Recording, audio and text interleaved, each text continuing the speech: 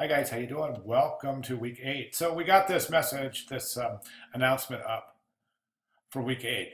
And what I would like to do is there's a couple of things I would like to draw your attention to over here. And let me see, how should I do this? Let me do this. Let's go like this.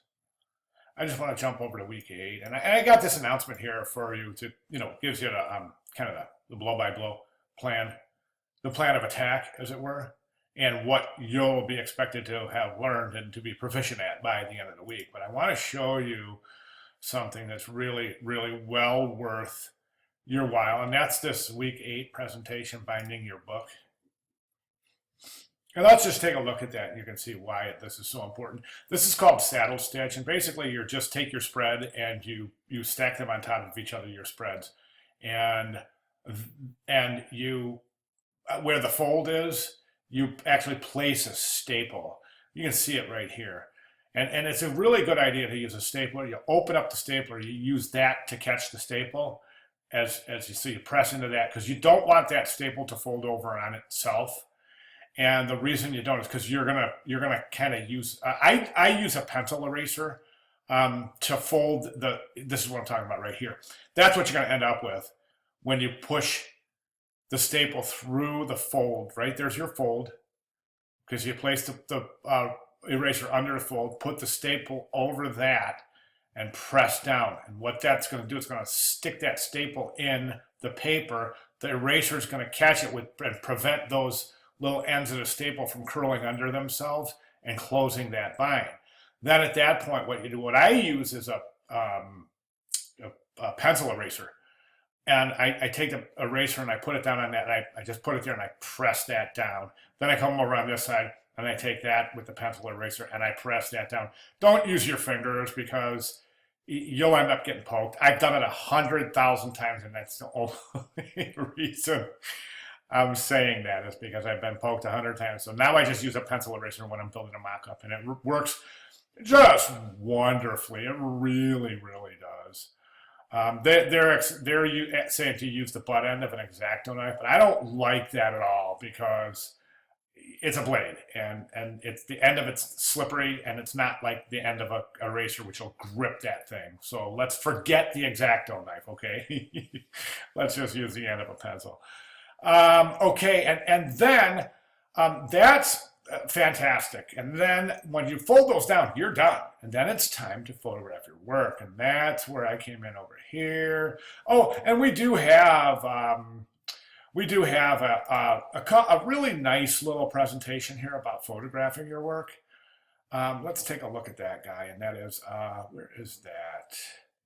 Presenting. Is that, oh gosh, I'm sorry if it's here, because I know these pages, they don't open as quickly as we all would like them to. So I probably should have had this open. Darn it.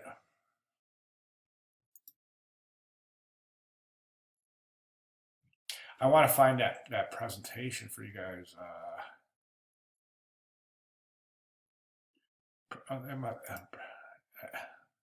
I hope it's here. Otherwise, I'm just going to pause this and find it so that you guys aren't watching me fumble around. Here it is, right here. These are some nice. These show some good photographs of showing your work, but doesn't really show you how. So I just kind of took this a step further, and I in this announcement right here, I included. Where is it? Right here. This article, how to photograph your work in 6 simple steps. And this comes from Just Creative. And if you guys aren't familiar with Just Creative, put it in your favorite. It's a wonderful site. I love it, and I use it a lot. So and it gives you a blow-by-blow how to set up your own little photo studio right there in your apartment, or right there in your kitchen or whatever, using a lamp, poster board, and a camera, and that's all you need, and you can get some wonderful results from that. So please take a look at that.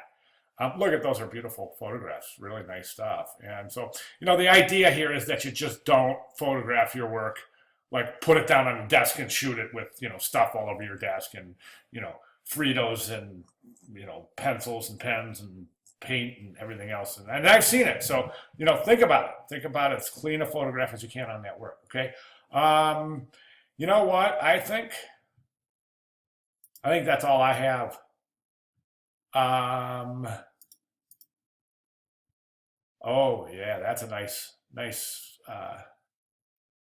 checklist that's available right there. But discussion, what inspires you, self-explanatory, and then your critique and course evaluation, and then that's it. So guys, hey man, awesome class. I like you guys. This was a I'm going to remember this class because you guys really, as a group, really excelled. And I think one of the most impressive things about this class as a group, as a whole, is the way that you pushed each other. And that's rare. And I'm sure you guys felt it, and that kind of feeds off itself, which is a really cool thing because you get to watch it grow and snowball and build into this entity. And I think that that's what we have. We kind of have this class entity that is just really, really, really powerful. And I've enjoyed it, and I've really, really enjoyed it, and I hope you have too. It's very, very valuable class, I felt. So great job, guys. Hey, if you need anything at all moving forward, you know, just because the class is over, keep my contact information if you need me for anything. You know, I'm a pretty approachable guy, as you've learned through the week. So, you know, hang on to my contact information. You never know, you might need it. Feel free to give me a holler in the future. If not, just to say hey. All right. Thanks, everybody.